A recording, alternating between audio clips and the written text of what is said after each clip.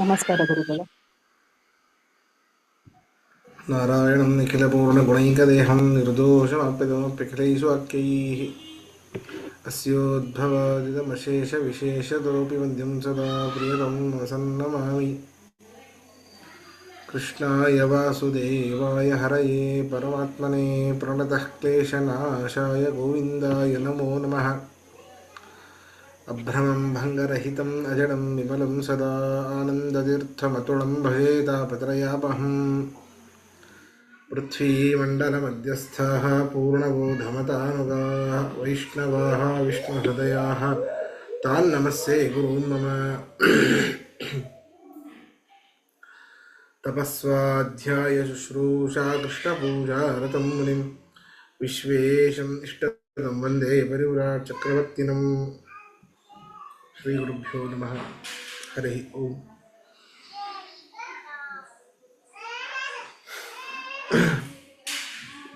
18ನೇ ಅಧ್ಯಾಯ 36 ಮತ್ತು 37ನೇ ಶ್ಲೋಕದ ಅರ್ಥ ಆಗಬೇಕಿದೆ. ಇನ್ನೊಂದು ಶ್ಲೋಕವನ್ನು ಓದೋಣ. ಸುಖಂ ತ್ವಿದಾನೀಂ ತ್ರಿವಿಧಂ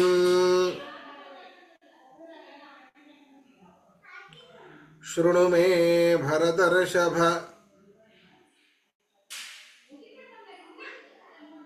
ಅಭ್ಯಾಸಾದ್ರಮತೆ ಯತ್ರ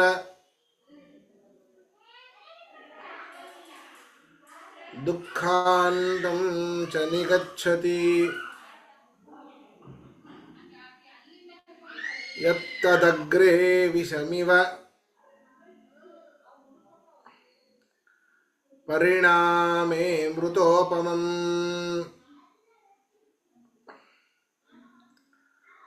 ತತ್ಸುಖಂ ಸಾತ್ವಿಕಂ ಪ್ರೋಕ್ತಂ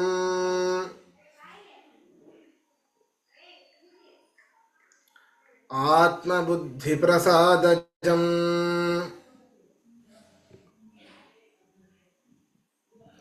ಸುಖದಲ್ಲಿ 3 ವಿಧ.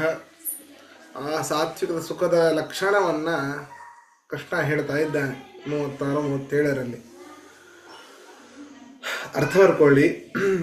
ಯತ್ರ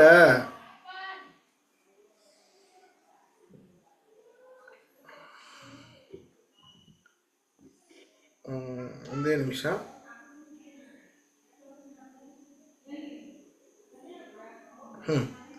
ಎತ್ತರ ಬೇಡ. ಭರತರ್ಷಭ, ಹೇ ಅರ್ಜುನನೇ. ಭರತರ್ಷಭ, ಹೇ ಅರ್ಜುನನೇ.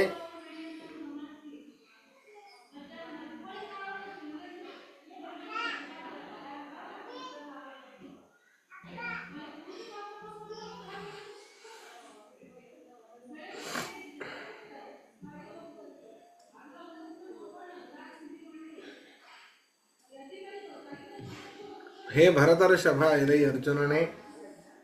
ಯತ್ರ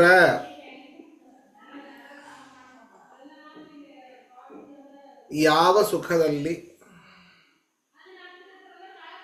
ಯಾವ ಸುಖದಲ್ಲಿ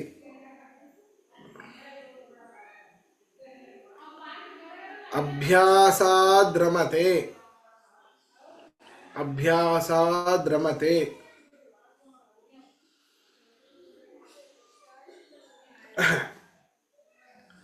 ಅಭ್ಯಾಸದಿಂದ ಆಸಕ್ತಿ ಹುಟ್ಟಿಸುವುದು,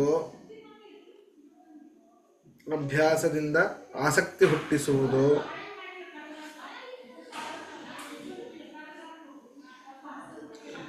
ದುಃಖಾಂತಂಚ, ದುಃಖಾಂತಂಚ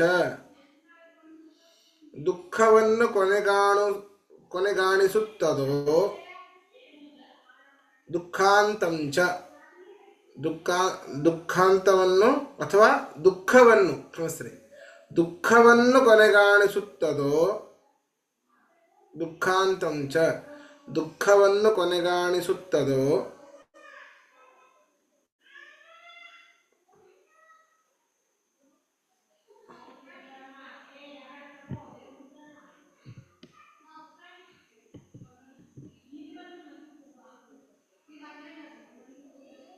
ಇಲ್ಲಿ ಬರೀ ದುಃಖಾಂತವನ್ನು ಬರ್ಕೊಳ್ಬೇಡಿ, ದುಃಖಾಂತಂ ಚ ನಿಗಚ್ಚತಿ ಅಂತ ಎರಡು ಒಟ್ಟಿಗೆ ಬರ್ಕೊಳ್ಳಿ. ದುಃಖಾಂತಂ ಚ ನಿಗಚ್ಚತಿ, ದುಃಖವನ್ನು ಕೊನೆಗಾಣಿಸುತ್ತದೋ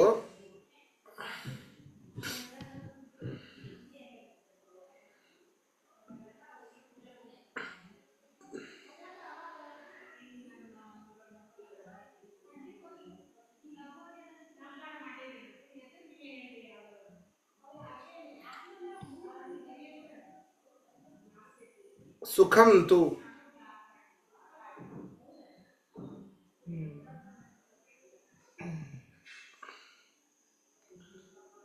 ಅಂತಹ ಸುಖವಾದರೂ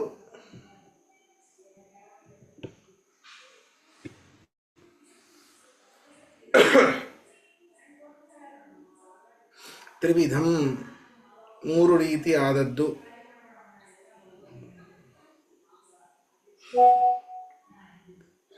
ಸುಖಂತು ಅಂತಹ ಸುಖದ ಅಂತ ಬರ್ಕೊಳ್ಳಿ, ಕ್ಷಮಸ್ರಿ ತಲೆ ಓಡ್ತೀನಿ ಇವತ್ತು. ಸುಖಂ ತು ಅಂತಹ ಸುಖದ, ತ್ರಿವಿಧಂ ಮೂರು ವಿಧಗಳನ್ನು,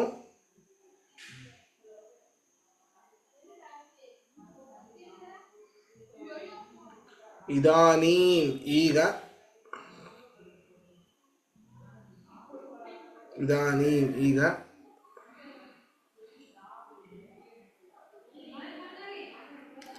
ಮೇ ನನ್ನಿಂದ,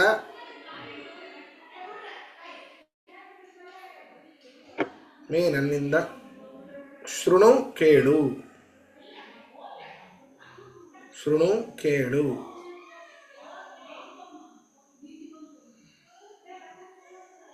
ಮೂರು ವಿಧವಾದ ಸುಖಗಳಲ್ಲಿ ಮೊದಲನೆಯ ಸುಖ ಎಂಥದ್ದು ಅದರ ಲಕ್ಷಣವನ್ನು ಹೇಳ್ತಾ ಇದ್ದಾನೆ ಕೃಷ್ಣ ಈಗ 37ನೇ ಅರ್ಥ ಬರ್ಕೊಳ್ಳಿ. ಯತ್ತತ್ ಅಗ್ರೇ, ಯತ್ತದಗ್ರೇ ಮೊದಮೊದಲು, ಯತ್ತದಗ್ರೇ ಮೊದಮೊದಲು,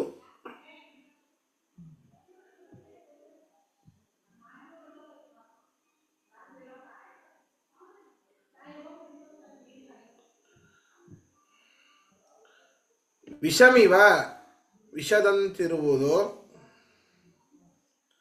ವಿಷದಂತಿರುವುದೋ,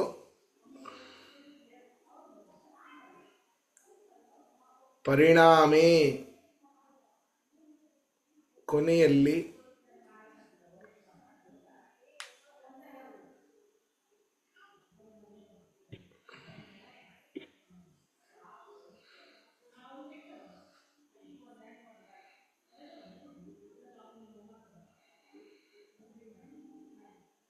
ಪರಿಣಾಮೇ ಕೊನೆಯಲ್ಲಿ, ಅಮೃತೋಪಮಂ ಅಮೃತ ಸದೃಶವಾದದ್ದೋ, ಅಮೃತೋಪಮಂ ಅಮೃತ ಸದೃಶವಾದದ್ದೋ,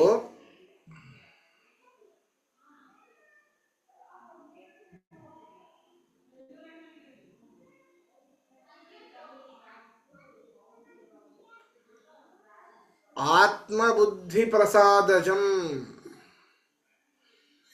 ಆತ್ಮಬುದ್ಧಿ ಪ್ರಸಾದಜಂ,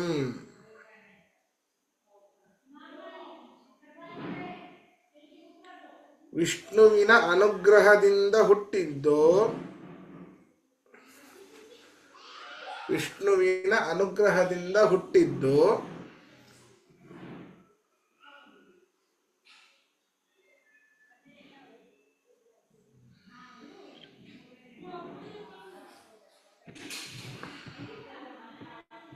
ತತ್ಸುಖಂ ಆ ಸುಖವು, ಸಾತ್ವಿಕಂ ಪ್ರೋಕ್ತಂ ಸಾತ್ವಿಕ ಎಂದು ಹೇಳಲ್ಪಡುತ್ತದೆ.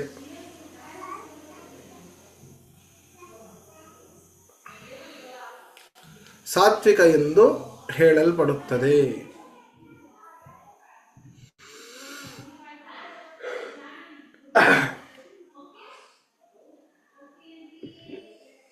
ಪ್ರಶ್ನೆಯಿಂದ ಕೇಳಿ,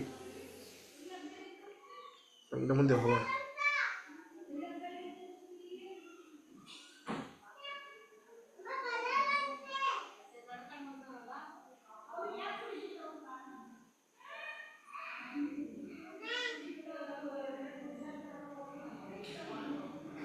ಸರಿ, ಮುಂದೆ ಹೋಗೋಣ.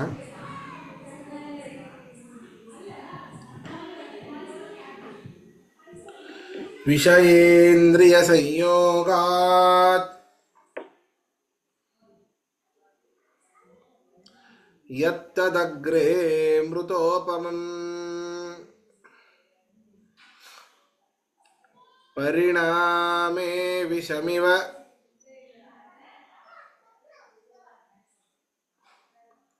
ತತ್ಸುಖಂ ರಾಜಸಂಸ್ಮೃತಂ.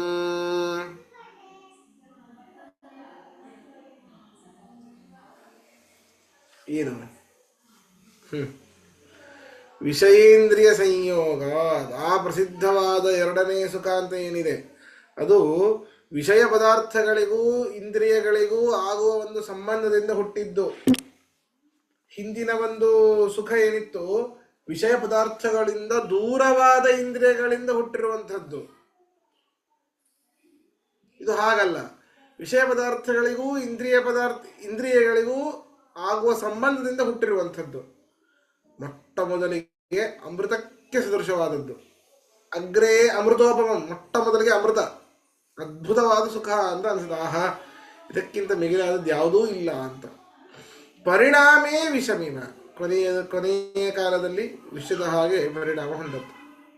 ಅಂತಹ ಸುಖ ರಾಜಸ ಸುಖ. ಉದಾಹರಣೆಗೆ ಸ್ವೀಟು ಎಲ್ಲರಿಗೂ ಇಷ್ಟ. ಗುಲಾಬ್ ಜಾಮೂನ್ ತಿಂದೆ, ಜಿಲೇಬಿ ತಿಂದೆ, ವಿಷಯ ಇಂದ್ರಿಯ ಸಂಯೋಗ ಆಗ್ತಾ ಇದೆ. ಗುಲಾಬ್ ಜಾಮೂನ್ ಎಂಬ ವಿಷಯ ಅಥವಾ ಮಧುರ ಎಂಬ ವಿಷಯದೊಟ್ಟಿಗೆ ನಮ್ಮ ಇಂದ್ರಿಯದ ರಸನೇಂದ್ರಿಯ ಸಂಯೋಗ, ವಿಷಯೇಂದ್ರಿಯ ಸಂಯೋಗದಿಂದ ಹುಟ್ಟಿರುವಂತಹ ಆ ಒಂದು ಮಾಧುರ್ಯದ ಅನುಭವ, ಸುಖ ಅದು. ಅಗ್ರೇ ಅಮೃತೋಪಮ, ಮೊಟ್ಟ ಮೊದಲಿಗೆ ಆಹಾ, ಅಮೃತಕ್ಕೆ ಸದೃಶವಾದದಪ್ಪ, ಎಂಥ ಮೆತ್ತಗಾಗಿದೆ ಗುಲಾಬ್ ಜಾಮೂನು, ಜಿಲೇಬಿ ಎಷ್ಟು ಕ್ರಂಚಿಯಾಗಿದೆ. ಆಚಾರ ಏಕಾದಶಿ ಹೇಳಬೇಡಿ ಅಂತ ಹೇಳೋದಲ್ಲ, ಆದರೆ ಬಂದಿದೆ ಹೇಳಬೇಕು.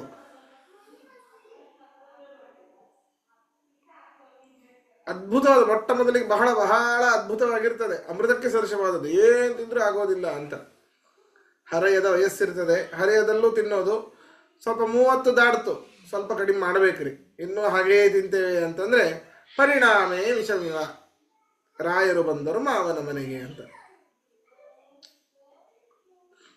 ಬರ್ತದೆ.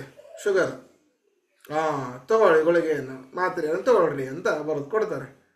ಸಾಯೋ ತನಕ ತಗೊಳ್ಳೋದು. ಈ ಸುಖ ಏನೋ ನಿಜ, ಅಂದರೆ ರಾಜಸ ಸುಖ. ಯತ್ತದಗ್ರೇ ಅಮೃತೋಪಮಂ ಆಸೀತ್ ಪರಿಣಾಮೇತು ವಿಷಮಿವ. ಕಥಂ? ವಿಷಯೇಂದ್ರಿಯ ಸಂಯೋಗಾತ್ ಜಾತಂ, ವಿಷಯ ಇಂದ್ರಿಯ ಸಂಯೋಗದಿಂದಲೇ ಹುಟ್ಟಿದ್ದು. ಆಮೇಲೆ ತಗೋ, ಮಿತಿ ಮೀರಿದಾಗ ತಲೆ ತಿರುಗೋದು, ಡಯಾಲಿಸಿಸ್ ಮಾಡಿಸು, ವಾರಕ್ಕೆ 2 ಸರ್ತಿ, ದಿವಸಕ್ಕೆ 1 ಸರ್ತಿ, ಬರ್ತಾ ಬರ್ತಾ ಹೀಗೆ ಆಗ್ತಾ ಹೋಗುತ್ತೆ. ಎಷ್ಟು ಕಷ್ಟ ಹೇಳಿ, ಬೇಕಾ?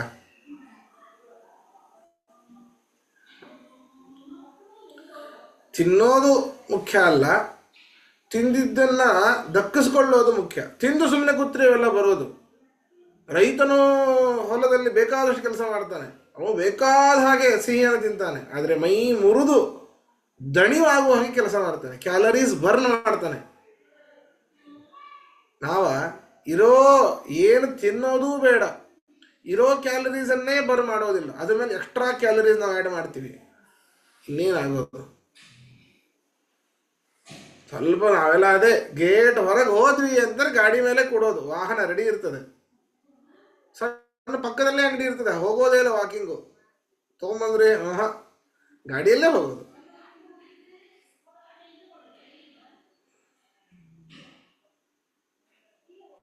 ಪ್ರಾಣಿಗಳಿಗೆಲ್ಲಾದರೂ ಶುಗರು ಬಿ ಪಿ ಬಂದಿದ್ದು ನೋಡಿದೀವ? ಅವೆಲ್ಲ ನಡೀತವೆ, ಬೇಕಾದಷ್ಟು ನಡೀತವೆ, ಕ್ಯಾಲರೀಸ್ ಬರ್ನ್ ಆಗುತ್ತೆ ಅವುಗಳಲ್ಲಿ. ಹೀಗೆ ಈ ವಿಷಯೇಂದ್ರಿಯ ಸಂಯೋಗದಿಂದಾಗಿ ಮೊಟ್ಟ ಮೊದಲಿಗೆ ಅಮೃತಕ್ಕೆ ಸದೃಶವಾದಂತಹ ಸುಖ ಕೊನೆಗೆ ವಿಷವಾಗಿ ಪರಿಣಾಮವಾಗಿ ಬಹಳ ತೊಂದರೆಯನ್ನು ಕೊಡುತ್ತೆ. ಅಂತಹ ಸುಖ ರಾಜಸ ಸುಖ ಅಂತ ಕೃಷ್ಣ ಹೇಳ್ತಾ ಇದ್ದಾನೆ. ಅರ್ಥ ಬರ್ಕೊಳ್ಳಿ.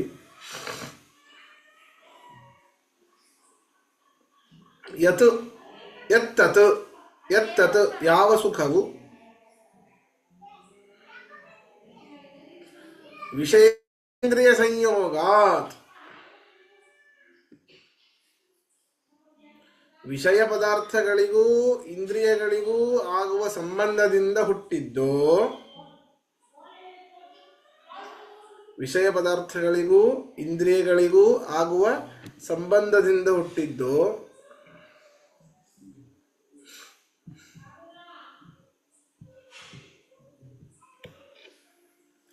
ಅಗ್ರೆ ಅಮೃತೋಪಮಂ, ಮೊದಲಿಗೆ ಅಮೃತದಂತೆ ಇರುತ್ತದೆ.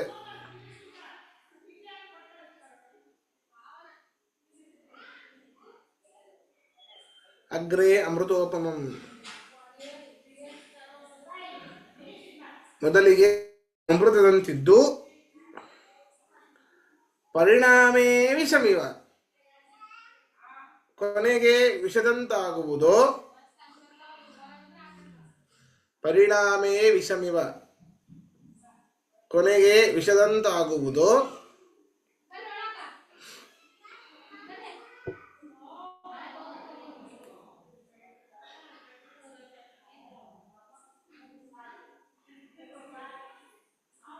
ತತ್ಸುಖಂ ಆಸುಖವು, ತತ್ಸುಖಂ ಆಸುಖವು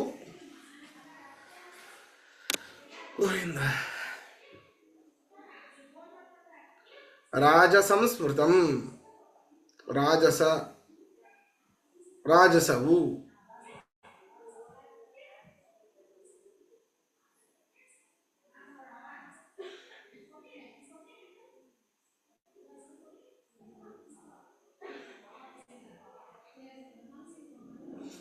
ಪ್ರಶ್ನೆ ಇದ್ರೆ ಕೇಳಿ.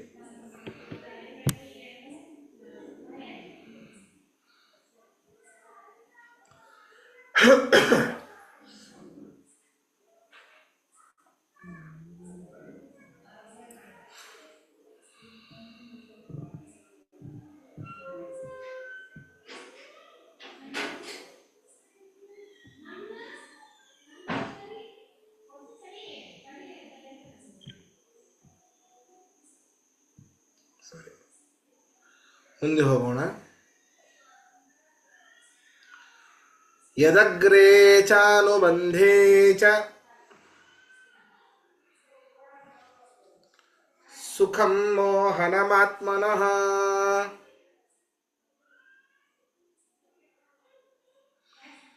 ನಿದ್ರಾಲಸ್ಯ ಪ್ರಮಾದೋತ್ಥಂ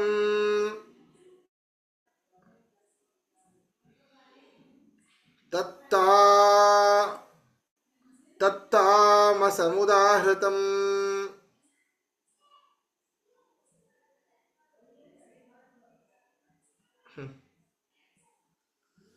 ಯಾವ ಒಂದು ಸುಖ ಆರಂಭದಲ್ಲೂ ಕೊನೆಯಲ್ಲೂ ಬರೀ ತನ್ನ ಹಿಡಿತದಲ್ಲಿ ಇಟ್ಟುಕೊಂಡಿರುತ್ತದೋ ನಮ್ಮನ್ನ, ನಾನು ಇನ್ನೊಬ್ಬರ ಅಧೀನದಲ್ಲಿದ್ದೇನೆ ಎನ್ನುವಂತಹ ಭಾವನೆಯನ್ನು ತಂದುಕೊಡ್ತದೋ, ಅಥವಾ ನಿದ್ದೆಯಿಂದಾಗಿ ಬಂದ ಸುಖ, ಆಲಸ್ಯದಿಂದಾಗಿ ಬಂದ ಸುಖ, ಪ್ರಮಾದೋತ್ಥಂ ಅಧರ್ಮ ಬುದ್ಧಿಗಳಿಂದಾಗಿ ಹುಟ್ಟಿರುವಂತಹ ಸುಖ ಏನಿದೆ ಅದು ತಾಮಸ ಸುಖ. ಅಲ್ಲ ಆಚಾರ್ಯ, ನಿದ್ದೆಯಿಂದ ಮಾಡುವಂಥದಾಗ ನಿದ್ದೆನೇ ಮಾಡಬಾರ್ದ? ನಿಷಿದ್ಧ ಸಮಯದಲ್ಲಿ ನಿದ್ದೆ ಮಾಡಿ ಅದರಿಂದ ಗಳಿಸುವಂತಹ ಸುಖ ಅದು ತಾಮಸ ಸುಖ. ಬ್ರಾಹ್ಮಿ ಮುಹೂರ್ತದಲ್ಲಿ ಹೇಳಬೇಕು, ಮಿನಿಮಮ್ ಸೂರ್ಯೋದಯಕ್ಕಿಂತ ಮುಂಚೆ ಆದರೂ ಹೇಳಬೇಕು. ಅದರ ಮೇಲಿನದ್ದು ಏನಿದೆ ಅದೆಲ್ಲ ತಾಮಸ ನಿದ್ದೆ. ಸಾಯಂಕಾಲ ದೀಪ ಹಚ್ಚುವ ಸಮಯದಲ್ಲಿ ಮಲಗಬಾರದು, ತಾಮಸ ನಿದ್ದೆ. ಎಲ್ಲ ಉಲ್ಟಾಗಿದೆ. ಯಾವಾಗಲೂ ಆಲಸ್ಯದಿಂದಲೇ ಇರೋದು, ಅಯ್ಯೋ ಅದಾ ಇದಾ ಅಂಥೇಳಿ, ಅಥವಾ ಅಧರ್ಮ ಬುದ್ಧಿಗಳಿಂದ ಅಧರ್ಮಿಗಳೊಟ್ಟಿಗೆ ಕೂಡಿ ಹೀಗೆ ಮಾಡಿದ್ರೇ ನಾವು ಮುಂದೆ ಬರೋದು, ನಮ್ಮನ್ನು ಯಾರು ಉದ್ಧಾರ ಮಾಡೋದು ಇಲ್ಲೇ ಇಲ್ಲ, ನಮಗೆ ನಾವೇ ಉದ್ಧಾರ ಮಾಡ್ಕೊಳ್ಬೇಕು ಅಂತ ಹೇಳಿ ದುರ್ಮಾರ್ಗವನ್ನು ಹಿಡಿದು ಇದೇ ನಿಜವಾದ ಧರ್ಮ ಅಂಥೇಳಿ ಅಧರ್ಮವನ್ನೇ ಧರ್ಮ ಅಂತ ಹಿಡಿದು ಇಂತಹ ಬುದ್ಧಿಯಿಂದ ಹುಟ್ಟುವಂತಹ ಸುಖ ಏನಿದೆ ಅದು ತಾಮಸ ಸುಖ. ಅಂದರೆ ಆರಂಭದಲ್ಲೂ ಕಷ್ಟವೇನೆ, ಕೊನೆಯಲ್ಲಂತೂ ಹೇಳೋದೇ ಬೇಡ. ಆದ್ದರಿಂದ ಈ ಸುಖದಲ್ಲಿ ಈ ರೀತಿಯಾದ 3 ವಿಧಗಳು ಇವೆ ಅಂತ ಕೃಷ್ಣ ಹೇಳ್ತಾ ಇದ್ದಾನೆ. ಅರ್ಥ ಬರ್ಕೊಳ್ಳಿ. ಯತ್ ಯಾವ ಸುಖ,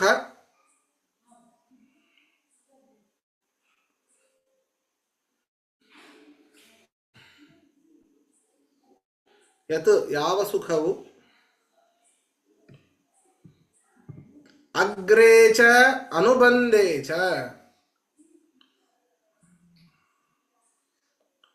ಅಗ್ರೇ ಚ ಅನುಬಂಧೇ ಚ, ಆರಂಭದಲ್ಲೂ ಕೊನೆಯಲ್ಲೂ ಕೂಡ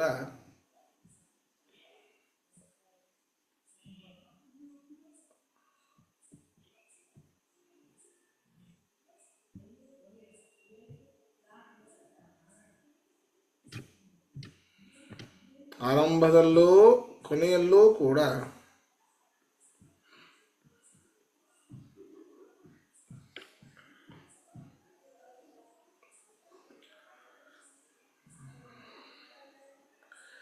ಯತ್ ಅಂತ ಹೇಳಿದ್ನಲ್ಲ, ಇರ್ಲಿ ತೊಂದರೆ ಇಲ್ಲ. ಸರಿ ಸರಿ ಸರಿ, ತೊಂದರೆ ಇಲ್ಲ. ಅನುಬಂಧೇಚ ಆಯ್ತಾ, ಅನುಬಂಧೇಚ ಆಯ್ತಲ್ಲ, ಸರಿ.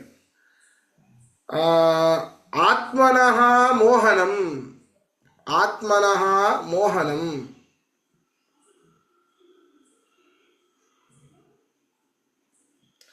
ತನಗೆ ಪರವಶತೆಯನ್ನು ತರುವುದೋ,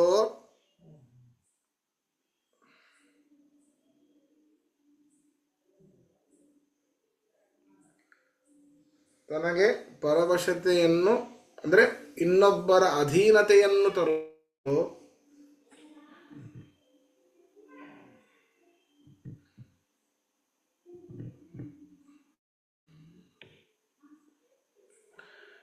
ನಿದ್ರಾಲಸ್ಯ ಪ್ರಮಾದೋತ್ಥಂ, ನಿದ್ರಾಲಸ್ಯ ಪ್ರಮಾದೋತ್ಥಂ, ನಿದ್ದೆ, ಆಲಸ್ಯ ಮತ್ತು ಅಧರ್ಮ ಬುದ್ಧಿಗಳಿಂದ ಹುಟ್ಟಿದ್ದು, ನಿದ್ರೆ, ಆಲಸ್ಯ ಮತ್ತು ಅಧರ್ಮ ಬುದ್ಧಿಗಳಿಂದ ಹುಟ್ಟಿದ್ದು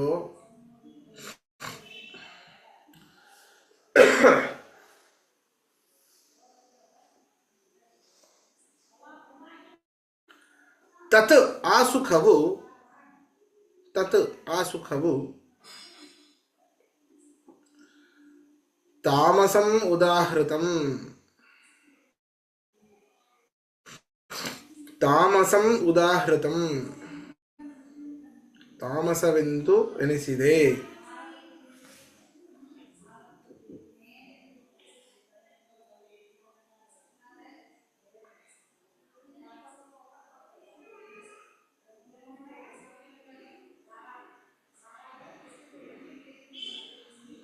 ಪ್ರಶ್ನೆ ಇದ್ರೆ ಕೇಳಿ.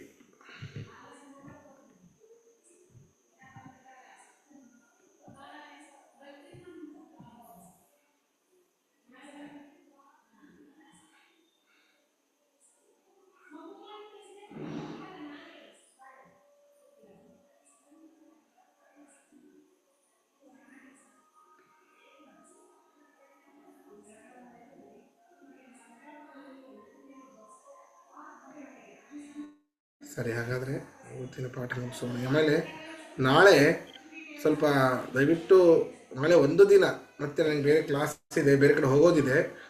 ಒಂದು 5:30 ಬರಲಿಕ್ಕಾಗತ್ತಾ?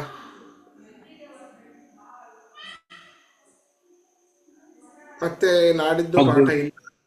ನಮ್ಗೆ 5:40 ಒಂದು ಕ್ಲಾಸ್ ಮುಗಿಯುತ್ತೆ. ಸರಿ, 5:45 ಮಾಡೋಣ. ಆಗ್ಬೋದಾ? ಎಲ್ಲರಿಗೂ ಆಗ್ಬೋದಾ? ನಾಳೆ ಒಂದಿನ